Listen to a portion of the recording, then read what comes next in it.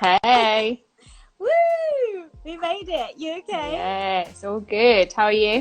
Good. I'm good. I'm gonna ask you some questions, Abby. I feel like, I'm just so happy that you're on tonight because I felt, who could I ask about patience with friendships?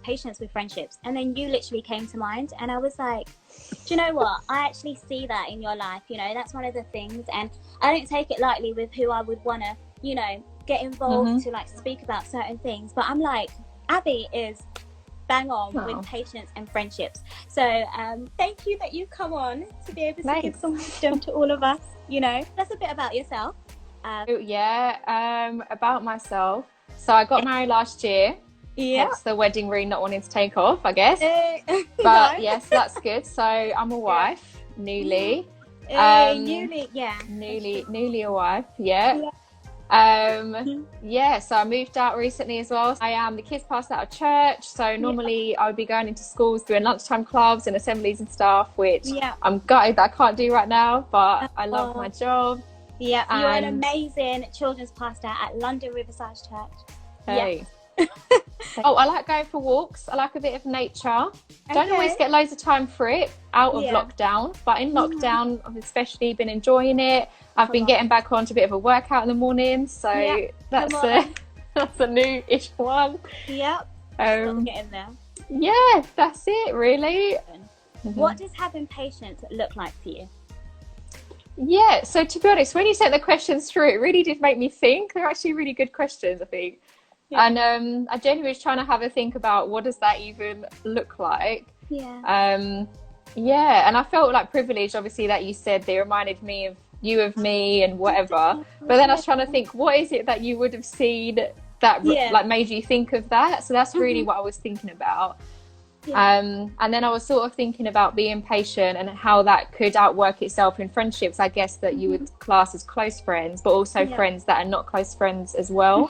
Because I would say I've got some friends that I'm patient with, or I try and be patient with, that are close to me. But then obviously you've got friends, and sometimes it's harder to be patient with ones that you're not as close to sometimes. True. Because I've got some friends, like just real practical one, that we've been friends for like years and years and years.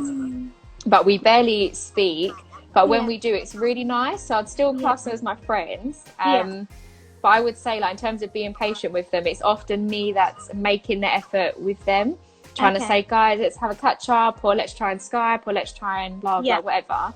And then like on their birthdays, it's always me that will like message and say happy birthday or whatever. So I feel like being patient is just like being willing to always make the effort, even if they're not always making the effort first, like always being willing to do that and not giving up.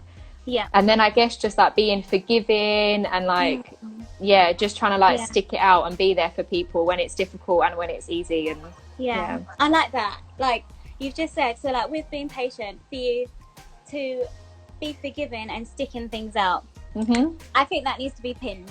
To be patient is to be forgiving and stick things out. That's it. So it's like, holding it out. And I don't have my pen right now, but it's fine. Someone write it in so that I have it pinned, guys. Okay, that is so cool. Okay, second question. Can you share a time when you've really had to activate your patience? So like, has there been a time where you've literally had to be like, okay, Jesus, I'm going to choose to be patient, like right now, even though this is hard, like, or I can't, or, Yeah, for sure. So probably about a year ago, maybe just over, I had this situation with a friend where, you know how it is with friends sometimes, she would just annoy me, and like something happened that just got to me at the time. And then we hadn't really had time to talk about it or process it, which we later on did. But literally the day after this whole thing happened, I was meeting up with her and two other friends. There were four of us that were going out. And like two of them were closer, and then there was me and her. And so for most of, I don't know, like 3 hours, I was talking to her as though everything was normal. But it wasn't a thing. There was a thing. But it was weird because it wasn't like I spent the whole 3 hours, whatever it was, like feeling angry. Like I genuinely felt like I've just got to let it go.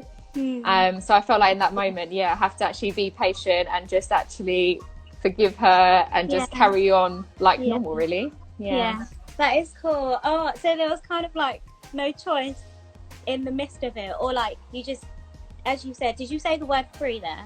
Like you had to just kind of get on with it. Yeah, you just got to get on with it. Yeah. So like even that, I wasn't sure if you said that just then, but literally you just had to, because you were there for like 3 hours, you had to just get on. Oh, but yeah. Cool. Okay, so third question. What are some ways of how someone can be patient with their friendships in this season and out of this season? What do you think?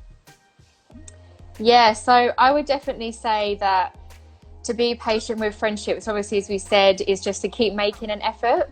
Yeah. So obviously in this season, people having a bit more time. So in a way, there might be some people that are reconnecting or maybe making more of an effort than what they normally would make. So maybe in this season, it might be a little bit easier to be patient in friendships. But obviously in out of this season, you might have times when it's a bit more difficult because people have less time to text first. Obviously, as we said, is just to keep making an effort.